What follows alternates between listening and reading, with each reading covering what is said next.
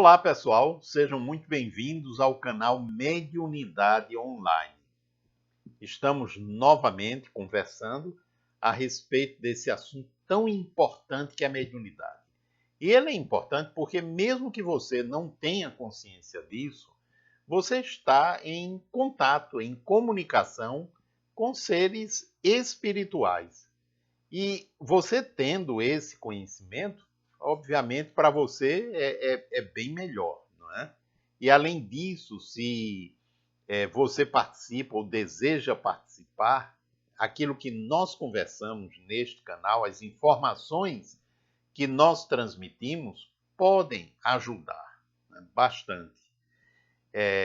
Disse também em outra oportunidade que esse vídeo ele não se dirige propriamente para aqueles que já têm esse conhecimento, que estudam há bem mais tempo.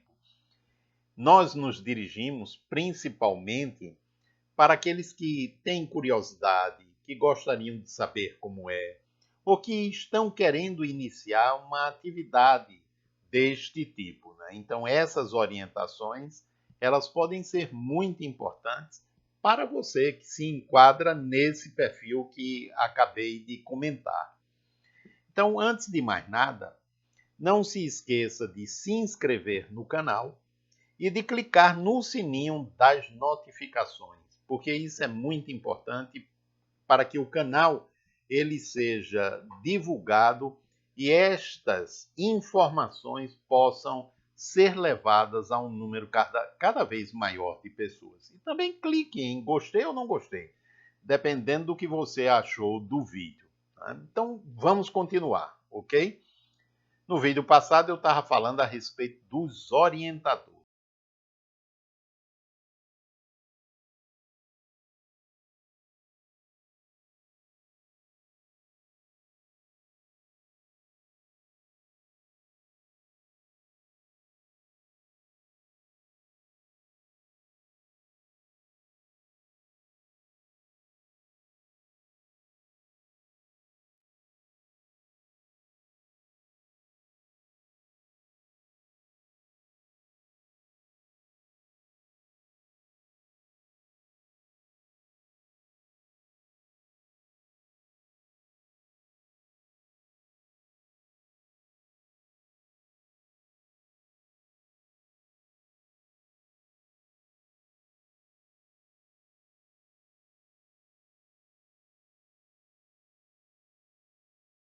Esses outros, eles vão se fazendo cada vez mais presentes, mas a gente precisa demonstrar que efetivamente a gente quer, que a gente não está ali para brincar, mas sim para realizar uma atividade séria e com um propósito sério. Porque a reunião mediúnica, se eu pudesse comparar, por exemplo, com uma equipe de cirurgia, o centro cirúrgico, vocês têm ideia do cuidado que se tem com o centro cirúrgico, a asepsia, né? As pessoas não entram lá sem mais nem menos, porque a sala ela precisa ser o mais asséptica possível, limpa, quase, se possível, isenta de micro-organismos, né? Para que não ocorra o risco de uma infecção no paciente que vai ser cirurgiado, né? E a equipe, então, né? Médicos, enfermeiros, atendentes, aqueles que promovem a circulação na sala do material, etc. Né? Toda essa equipe tem uma importância enorme na atividade e tem que ter uma preparação prévia grande, né? Muito grande mesmo, que é um trabalho sério, que importa na vida do paciente. A equipe mediúnica é um trabalho muito sério, né? Que tem ali seres humanos sendo cuidados. Então, nós encarnados, porque os desencarnados, eles cuidam disso, né? Eles se preparam realmente para isso. Eles organizam. Mas tem a nossa parte. A nossa parte é possibilitar, né, que a parte espiritual aconteça, né? A gente não vai escolher quem vai se comunicar, que espíritos vamos ajudar, etc. Né? Uma outra vez, através do processo da irradiação, isso pode até ocorrer, Mas na maioria das vezes são os amigos espirituais, é a equipe espiritual que seleciona os espíritos que vão se comunicar. E nós, encarnados, precisamos criar o clima, o campo favorável para que isso aconteça. Né? Então veja bem, os tipos de espíritos. Os orientadores que eu estava falando, depois, mais adiante, eu vou voltar um pouco mais sobre os orientadores. Mas na reunião de desobsessão, que é aquela que eu estou abordando, os espíritos, em sua maioria, que comparecem, né, são espíritos que, de alguma forma, estão vinculados ao processo obsessivo.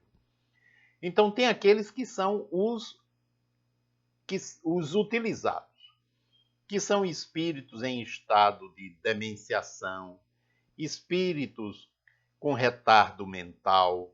Aí vocês podem perguntar, mas tem espíritos com retardo mental? Tem espíritos que definharam no seu psiquismo a tal ponto que parecem aqueles que nós chamamos de retardados mentais. Ou alguns espíritos, né, com deficiências mentais mais graves, né, alguns encarnados que desencarnaram, muitas vezes continuam nesse estado lá no plano espiritual, até que sejam acolhidos, sejam auxiliados, né, por espíritos amigos, espíritos que gostam deles, familiares que já se encontram no mundo espiritual.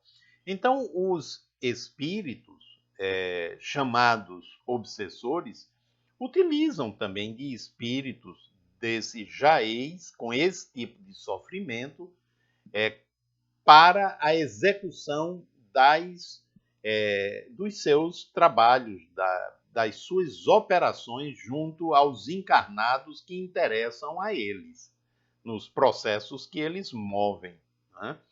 Então, esses são alguns tipos. Tem outros, obviamente, eu não vou me deter hoje em todos eles, mas são espíritos que têm a sua vontade diminuída, obstaculada, né? A capacidade de percepção é bastante diminuída, então, portanto, se tornaram presas fáceis desses outros. Né?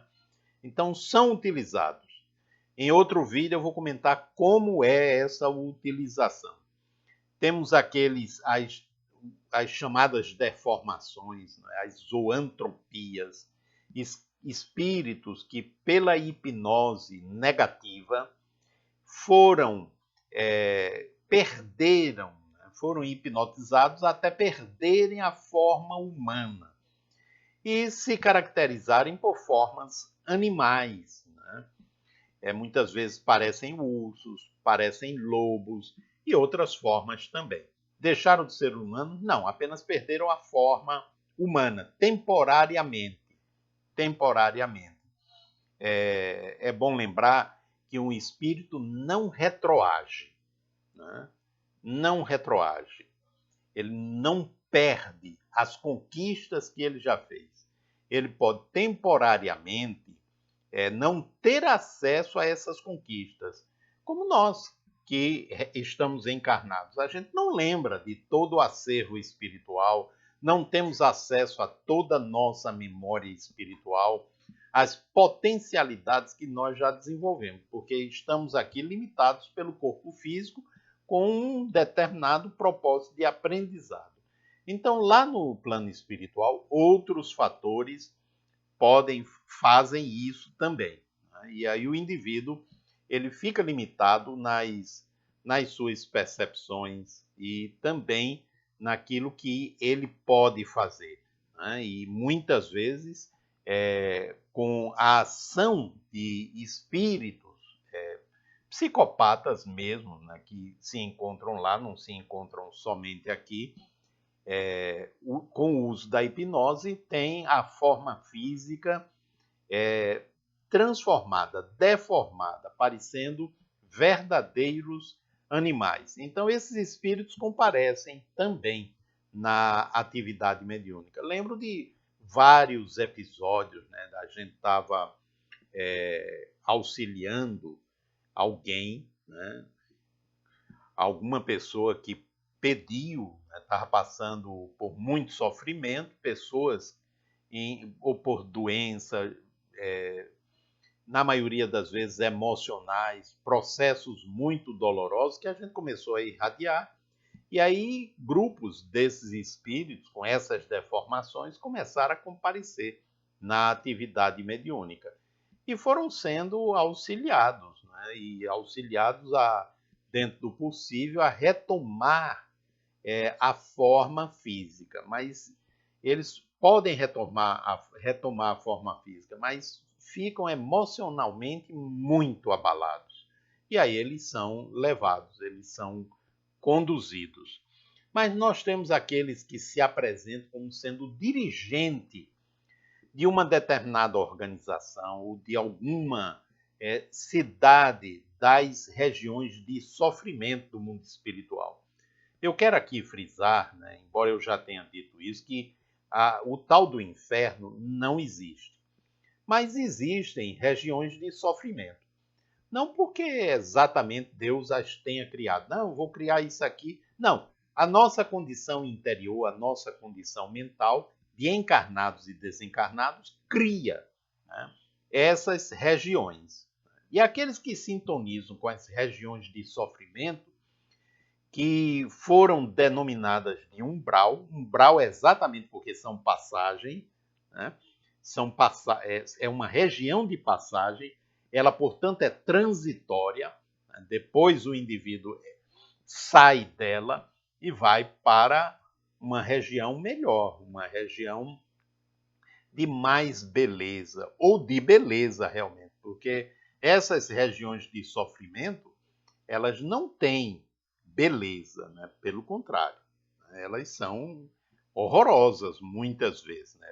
Os espíritos as descrevem e colegas, amigos, né, dotados da faculdade de desdobramento, as descrevem também como sendo regiões de muita dor, de muito sofrimento, onde há uma presença ativa de amigos espirituais, né, de estatura espiritual mais elevada, visando auxiliar os habitantes dessas regiões. Mas não é fácil, é só você lembrar como é difícil conversar com alguém em sofrimento, mostrando que há saída. A pessoa tende a repetir os padrões, tende a repetir os pensamentos.